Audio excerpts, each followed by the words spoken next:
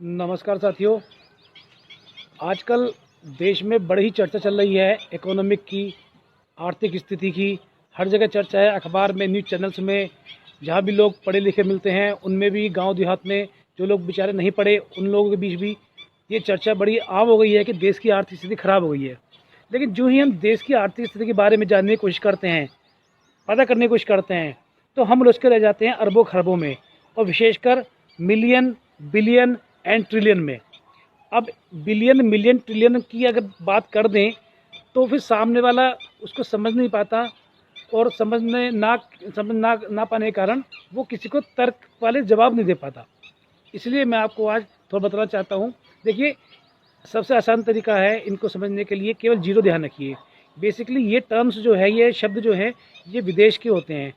India में कभी शब्द इस्तेमाल नहीं होते। अगर इंडिया में इस्तेमाल होंगे भी तो इनके साथ में डॉलर या पाउंड या रूबल या यूरो जोड़ना पड़ेगा, क्योंकि ट्रिलियन, मिलियन ये रुपये में कन्वर्ट जब भी हो सकते हैं जब जिस देश के बारे में हम बात कर रहे हैं उस देश की करेंसी हमें पता हो कि वो पौंड है, यूएस डॉलर है। यानी कि बिलियन, ट्रिलियन, मिलियन में पौंड, यूरो, कोई भी विदेशी करेंसी साथ में ज़रूर उसके अटैच होनी चाहिए।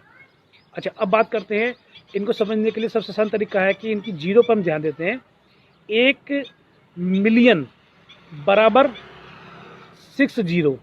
अगर हम 1 मिलियन की बात करें तो 1 मिलियन के 1 के आगे हम 6 जीरो लगा दें तो 10 लाख होता है। यानी कि 1 मिलियन में 6 जीरो, 1 बिलियन में 9 जीरो, 1 ट्रिलियन में 12 जीरो।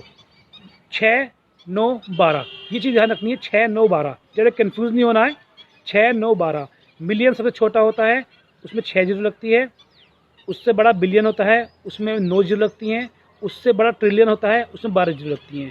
अगर आपसे कहे कि 20 ट्रिलियन कितना होता है तो पहले 20 लिखिए, उसके आगे 12 जीरो लगा लीजिए, 20 ट्रिलियन बन जाएगा। आपसे कोई कहे कि 10 बिलियन लिखिए तो 10 लिख के उसके आगे 9 जीरो लगा दीजिए, वो 10 बिलियन हो जाएगा। अगर आपसे कहे कोई 1 मिलियन लिखिए, 1 के आगे 6 जीरो लगा दीजिए, वो आपका 1 मिलियन हो जाएगा। ये तो बात हुई इनकी। अब बात ये आती है कि इनको बदले कैसे।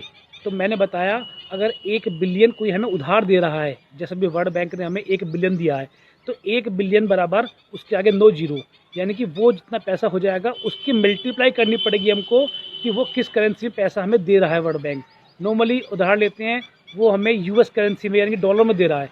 तो हम 1 बिलियन के, तो ये वर्ल्ड बैंक से जो 1 बिलियन का लोन मिला है उसमें 1 बिलियन के आगे हम 9 जीरो लगा कर उसका मल्टीप्लाई करेंगे हम 76 से, क्योंकि आज ये रेट डॉलर का 76 के आसपास है। तो इसके हिसाब से ये आ जाएगा आपका 76 अरब रुपये आ जाएगा जो वर्ल्ड बैंक से लोन मिला है। इसको कन्वर्ट करेंगे करोड़ में हम, तो 76 अरब को, यानी 76 को करोड़ में कन्वर्ट करेंगे तो हमारा 760 करोड़ आ जाएगा। इसी तरह एशियन डेवलपमेंट बैंक से, एडीबी बैंक से हमें लोन मिला है कोविड के लिए 1.5 बिलियन यूएस डॉलर, उसको भी सेम इस तरह से करेंगे। तो इसी तरह एडीबी बैंक से लिया गया 1.5 billion US dollar, Indian currency में बैठता है 11 से 40 करोड़ रुपया। दोस्तों, एक बात और चलते बता दूं, इतने लंबे चौड़े पैसों की बात हमने की, 20 लाख करोड़ का भी प्रधानमंत्री ने राहत पैकेज घोषित कर दिया।